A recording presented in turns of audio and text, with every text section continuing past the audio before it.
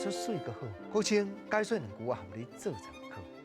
解说，解文说理。好朋咱来研究囡仔歌。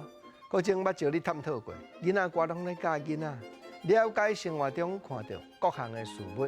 看到白灵诗就讲白灵诗车本机，即马看到咸菜囡仔歌安怎讲？见面头一句讲咸菜咸热热，爸母煮饭无搭话，手举笔要画埋，要嫁同生共秀才，毋嫁你这懵懂汉奴才，嫁着好翁好佚佗，嫁着歹翁不如无。回来阮厝做姑婆。大声叫食饭，细声叫佚佗。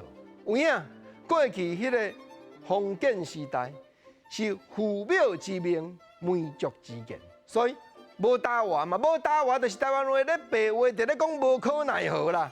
啊，毋过吼，即个查囡仔二八年华，伊要嫁人啊，伊安尼举笔画埋，心内咧想啦，想讲我要嫁读册人，要嫁同生共秀才，啊，毋嫁啥？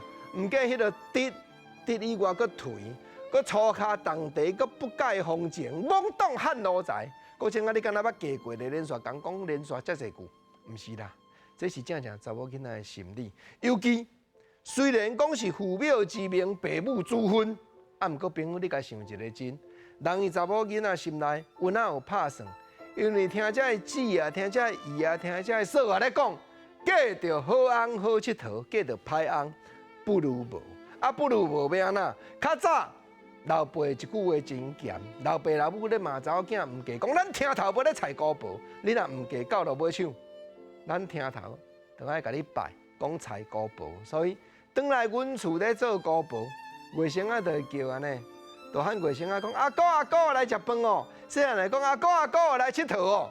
封建时代查某囡仔，即款的心理点点滴滴。表现伫即条囡仔歌内底，这毋是讲国政啊家己想家己编的。日本时代加载就是有李宪章先生即款的文人，人世界去扣世界去收集，拢集合伫台湾民间文学集即本册内底。后囡仔歌也有四句联，也有味菜，也有民间故事。咱今日毋叫做翻头来甲研究讲日本时代。即款封建社会，查某囡仔想要嫁翁，又搁淡薄的惊吓的心理。